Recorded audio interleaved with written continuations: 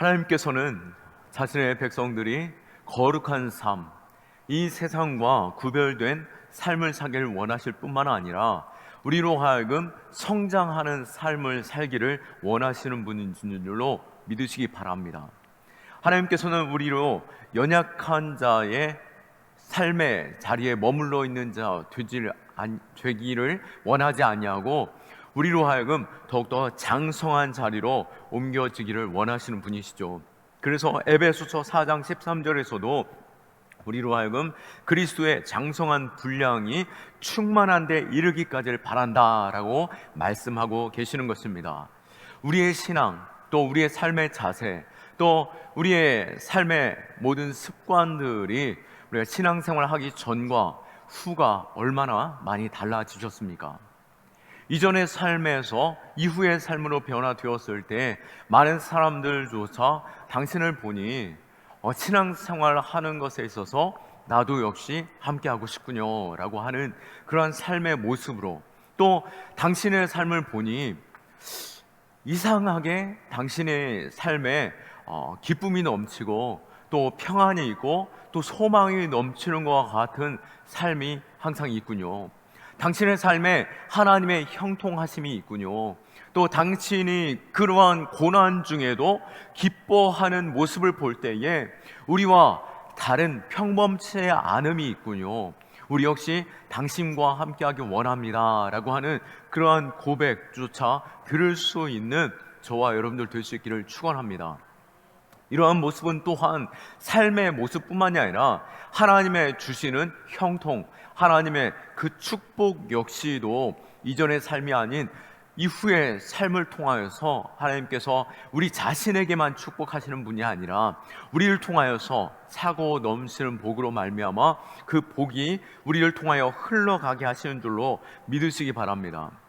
하나님께서 아브라함을 부르실 때에 그에게 복 주셨고 또 그를 통하여서 복의 통로, 축복의 통로 삼으셨음을 우리는 너무나도 잘 알고 있습니다.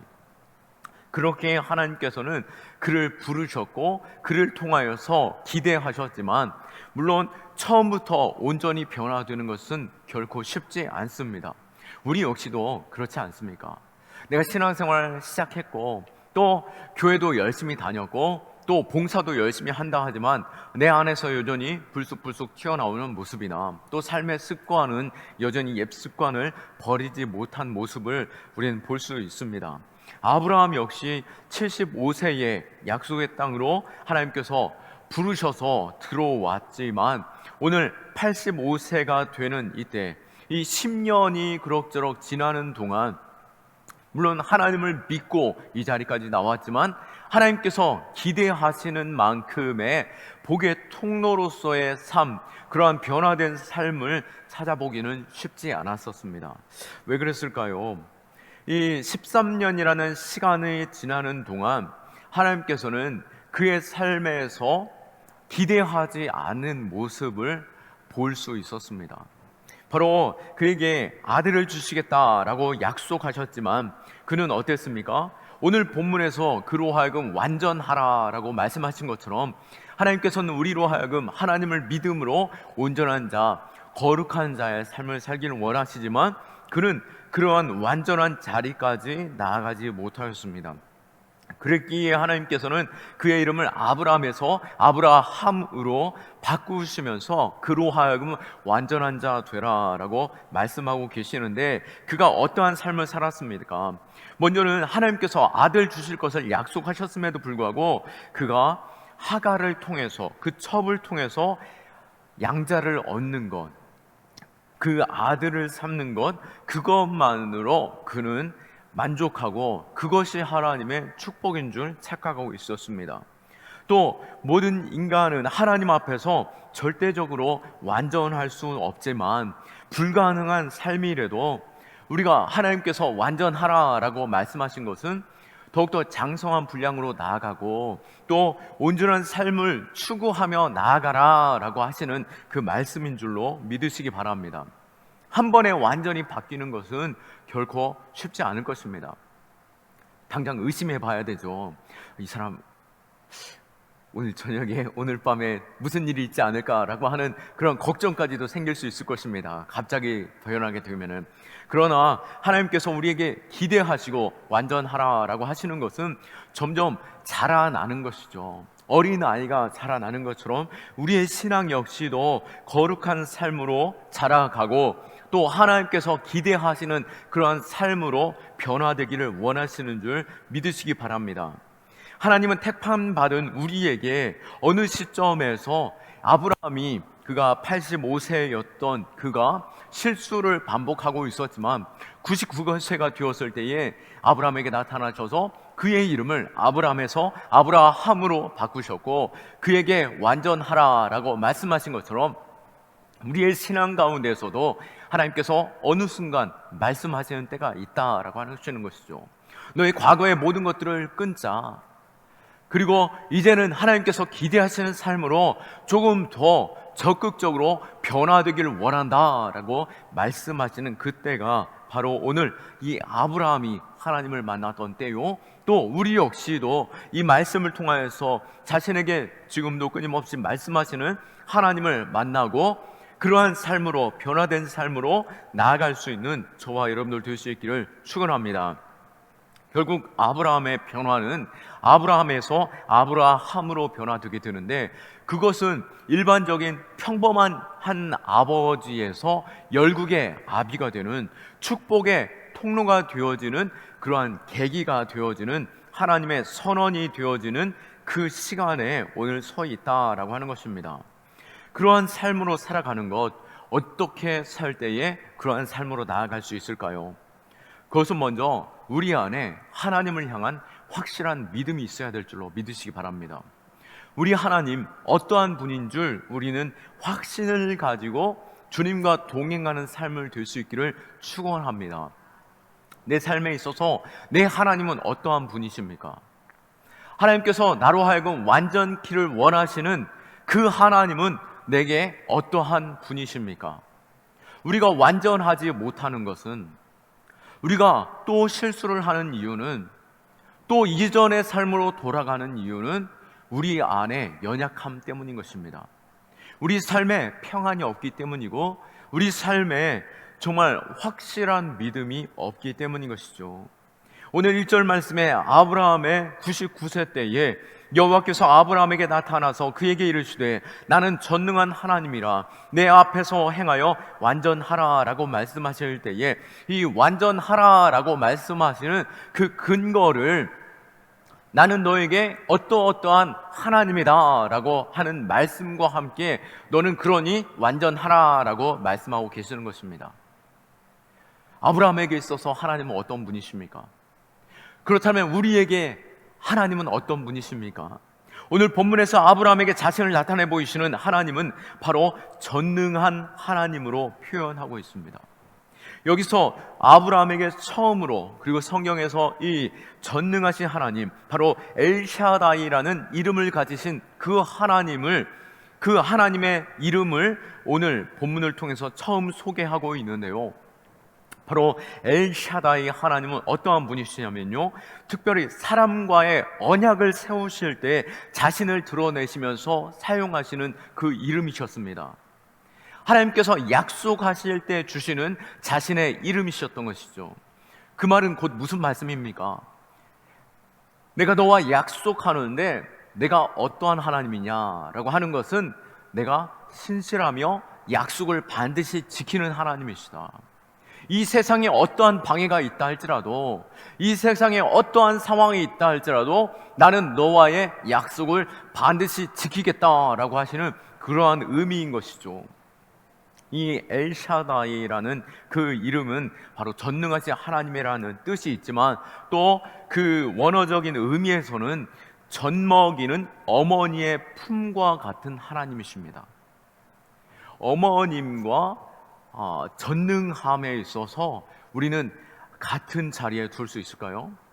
어머니도 여성이죠. 한 약한 여성처럼 느껴집니다. 그러나 어머니는 강합니다. 어떻게 강할 수 있습니까? 젖먹이는 어머니는 그 품에 안은 아이의 울음을 달래주는 어머니의 품이십니다. 또 젖먹이는 어머니의 품은 그 아이의 혼돈과 두려움 속에서도 평안을 주는 어머니의 품인 것이죠.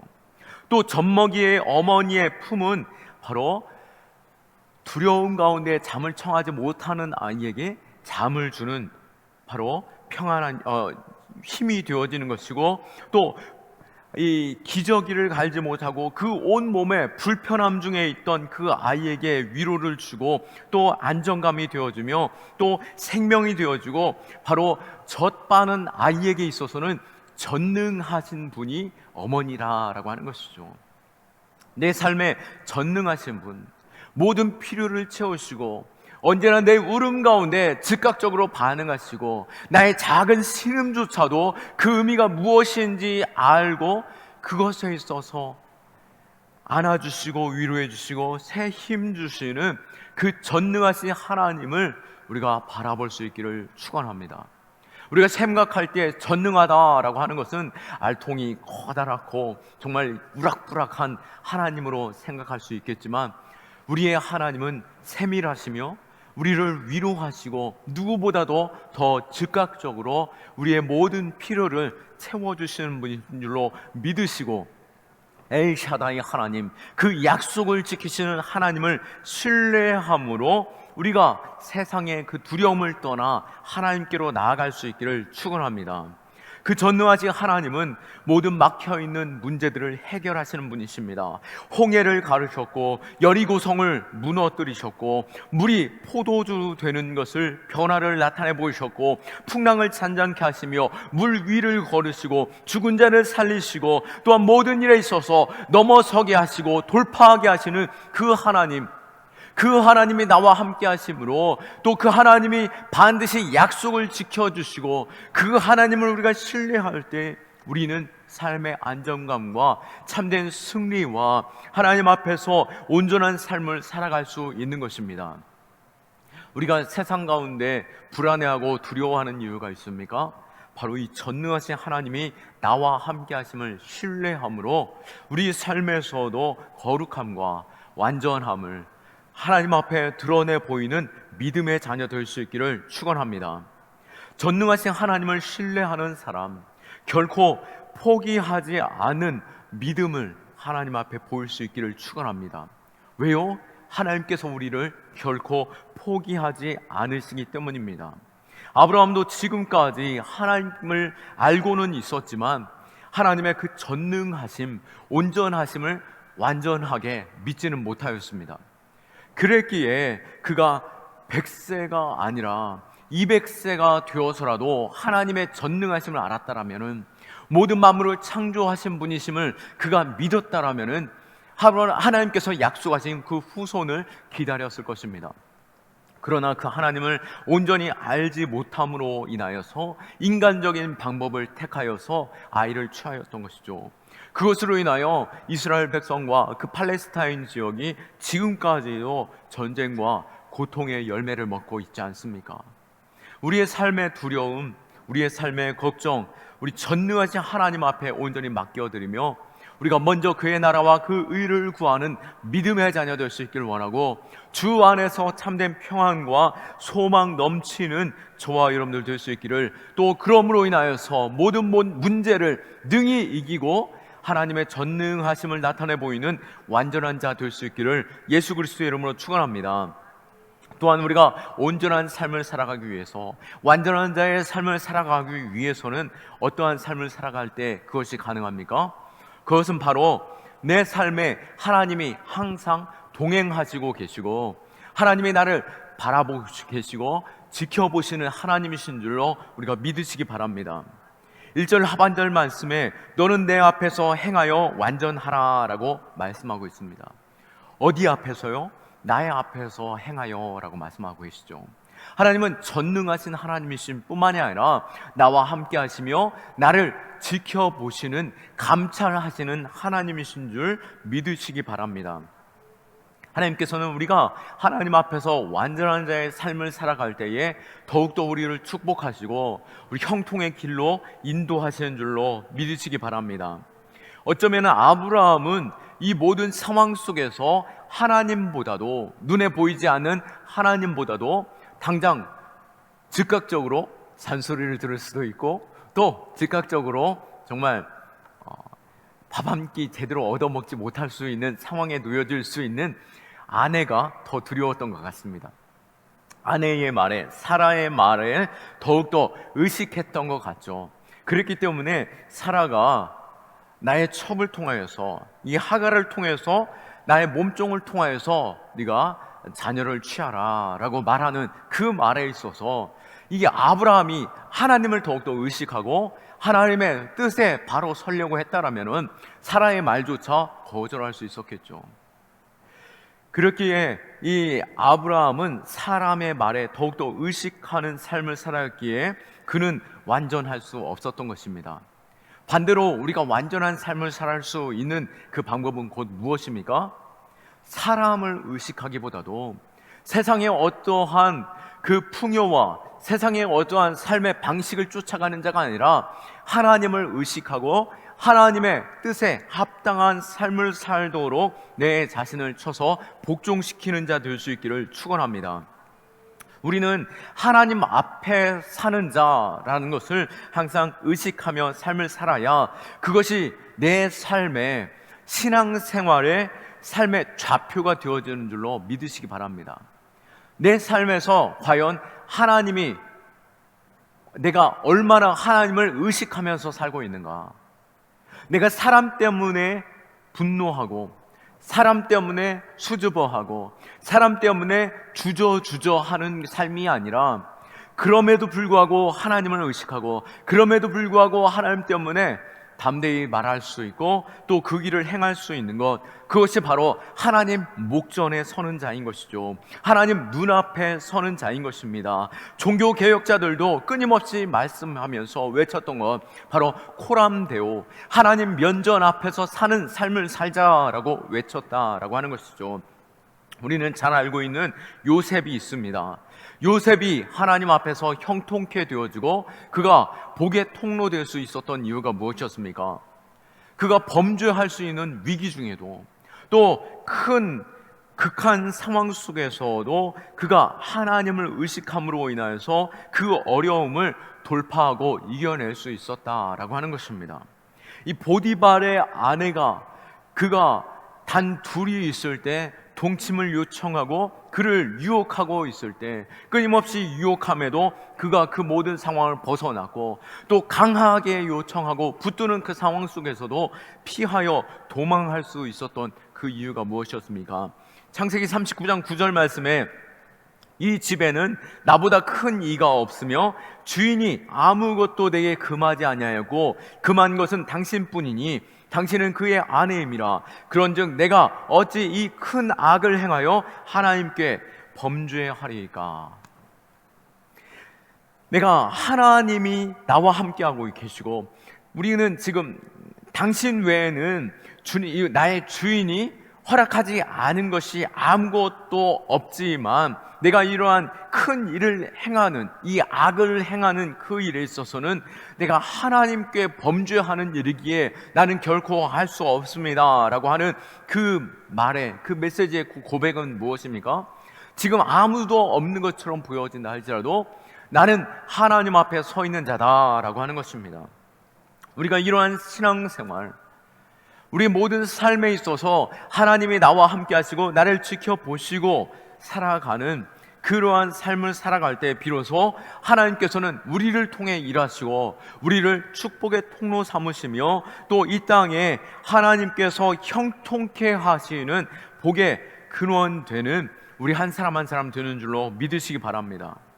만약에 반대로 이의 소망, 이 땅에 오히려 세상의 즐거움에 또한 세상의 시선에 또 세상의 자랑에 마음을 빼앗기고 그것을 쫓아가는 인생이 되면 어떻게 될까요? 거룩한 성도, 바로 교회가 그러한 삶으로 쫓아가게 된다라고 한다면 이 땅의 모든 질서는 무너지게 되고 하나님의 소망은 사라지게 되어질 뿐인 것이죠. 하나님께서는 우리를 이 땅에 소망 삼아 주셨기에 우리는 더욱더 거룩한 성도로 또 거룩한 교회로 서 있어야 할 줄로 믿으시기 바랍니다. 미국의 유명한 D.L. 무디 목사님은 무엇이라고 말했습니까?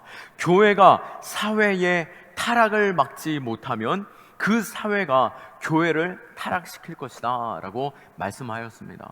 그렇기 때문에 교회는 더욱더 세상 가운데 하나님의 뜻을 드러내 보이는 자 되어야 할 것입니다. 우리는 교회로 하여금 수도원과 같이 어떤 광야나 또 산 깊은 곳에 두지 아니하고 도시 중심에 두셨던 이유는 무엇입니까? 이 지역에 선한 영향력을 끼치고 하나님의 선하심을 드러내 보이고 또 이 세상에 그 타락을 막는 그 일 가운데 세우시려고, 이 땅에 소망 삼으시려고 교회를 세우셨다라고 하는 것입니다. 그러나 교회가 오히려 타락함으로 나아갈 때, 이 세상을 또 그냥 내버려 둘 때는 교회가 오히려 타락하는 자리에 서게 될 수밖에 없다라고 말하였다라고 하는 것이죠. 우리 역시도 마찬가지입니다. 우리 역시도 하나님의 말씀과 하나님의 뜻 안에서 바로 서려고 하는 의지와 또 그러한 삶의 수고와 또 내 삶의 변화가 있지 아니하면은 우리는 세상에 그대로 타락에 노출되어질 수밖에 없는 것이고, 세상의 사람 그대로 우리는 행하는 똑같은 삶이 되고 마는 것이죠. 하나님께서는 우리를 거룩한 성도로 삼아 주셨습니다.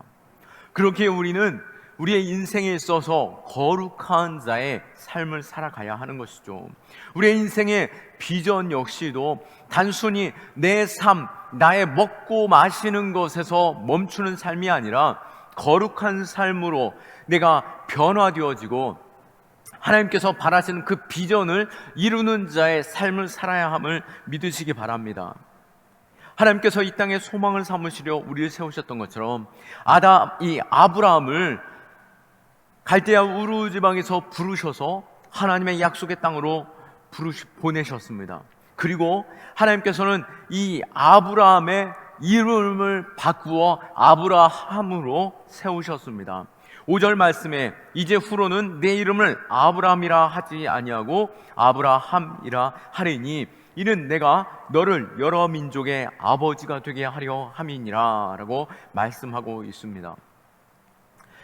일반적으로 우리 역시도 마찬가지지만, 우리 민족도 그렇지만 유대인 역시도 사람의 이름을 지을 때 그 부모가 그 아이가 이 이름대로 살기를 바라는 마음에서 이름을 고민하면서 기도하면서 축복하면서 짓게 되죠. 먼저는 이 아브라함의 이름은 그냥 일반적인 아버지, 존귀함을, 고귀함을 존경받는 아버지다라고 하는 이름의 뜻으로 아브람이라는 뜻을 가지고 있습니다. 그런데 하나님께서는 그 아버지의 일반적인 고귀함, 존경받는 아버지란 이름에서 아브라함으로 바꾸셨습니다. 곧 그것은 무엇입니까? 많은 무리들로, 바로 열방으로 존경함을 받는 아버지로 이름을 바꾸셨다라고 하는 것입니다. 이 말씀은 곧 아브라함은 단순히 한 가족의 아버지, 또 단순히 한 사람으로, 한 가족 구성원으로 끝나는 것을 원하시지 아니하시고 하나님께서는 아브라함을 통하여서 모든 열방의 복의 통로로 삼으시려고 그의 이름을 바꾸셨다라고 하는 그 의미를 알 수 있는 것입니다. 완전하라라고 하신 이 말씀은 너의 삶이 형통케 되어지기 원하고 너의 가족이 잘 되는 것에 있어서 내가 바란다라고 하는 말씀에서 그치는 것이 아니라 너의 삶을 통하여서, 너의 믿음의 공동체를 통하여서 너의 지역이, 너의 열방이 복의 통로로서 나오는 그러한 통로 되기를 원한다, 축복으로 나올 수 있는 그러한 통로가 되기를 원한다라고 말씀하시는 가운데 우리를 부르셨다라고 하는 것입니다. 그러기에 우리는 하나님께서 우리로 하여금 아브라함을 변화시켰던 것처럼 아브라함을 아브라함으로 바꾸시는 가운데 열국의 아비 삼으셨던 것처럼 우리의 이름을 바꾸셔서 우리를 이 자리에 세우신 줄로 믿으시기 바랍니다. 우리의 이름을 어떻게 바꾸셨습니까? 일반적인 평범한 사람에서 하나님께서는 구별해내어 성도란 이름으로 바꾸셨습니다. 하나님께서 우리를 성도로 부르시는 가운데 축복의 이름, 구별된 이름으로 삼아 주셨고, 또 교회 공동체 성도로서 바꾸시는 가운데 이 지역을 변화시키시고 선한 복음의 통로, 축복의 통로로 삼으셨다라고 하는 것입니다. 우리는 여전히 부족합니다.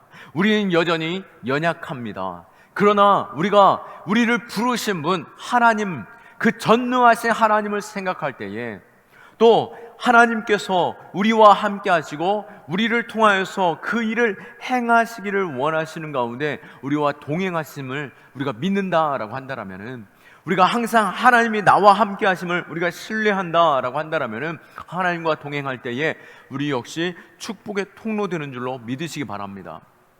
내가 무엇인가를 해서가 아니라 하나님께서 나로 하여금 거룩한 성도 삼으심으로 인하여 하나님께서 친히 우리를 통하여 일하신다라고 하시는 것을 우리는 알아야 할 것입니다.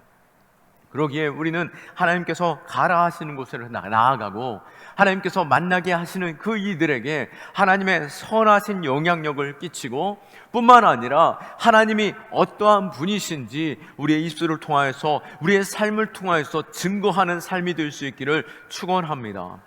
사람의 이름이 바뀌면 그 삶도 바뀌듯이 우리로 하여금 거룩한 백성, 성도 삼으셨기에 우리는 성도에 합당한 이름대로 살아야 할 줄로 믿으시기 바랍니다. 물론 집사라는 직분도 좋고 권사라는 이름도, 그 직분도 너무나도 좋습니다. 그러나 무엇보다도 하나님께서 바라시는 것은 교회 안에서의 직분에서 머물러 있는 삶이 아니라 이 땅 가운데 하나님의 그 거룩함을 드러내 보이는 구별된 삶, 또 그 축복된 삶, 형통케 하는 복의 통로로서의 삶을 살아가기를 원하신다라고 하는 것이죠. 우리의 가정에서, 우리 직장에서, 또 이 지역에서 하나님의 선하심을 드러내는 보이는 저와 여러분들, 또 우리 경험의 교회 될 수 있기를 예수 그리스도의 이름으로 축원합니다.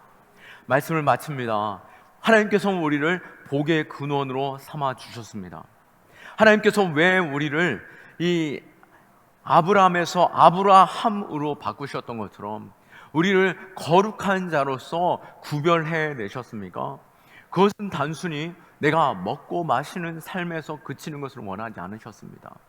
아브라함도 역시 85세가 될 때까지, 또 그 99세가 되기까지도 그는 하나님의 축복 안에서 부자로서 많은 사람들의 부러움을 받으면서 그는 살아갈 수 있었다라고 하는 것이었습니다.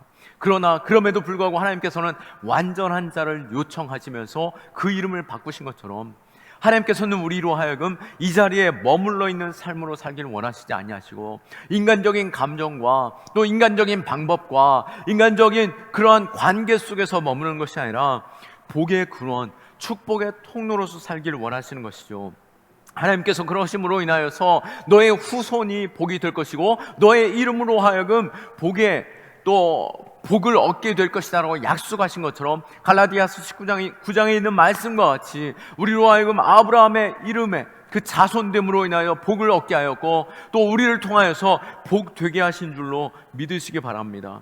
그러기에 우리가 이러한 믿음으로 주의 일 감당하기를 원하고, 나의 주변, 나의 필요를 채우는 것에서 그치는 것이 아니라 내 삶에 하나님께서 형통케 하시는 것을 통하여서 우리 주변의 많은 자들에게까지도 우리가 하나님의 선하심을 드러내 보이고, 또 적극적으로 주의 이름을 증거하는 삶으로 하나님의 축복을 증거하는 저와 여러분들 다 되시기를 예수 그리스도의 이름으로 축원합니다. 아멘. 우리 하나님께 영광의 박수 올려드리겠습니다.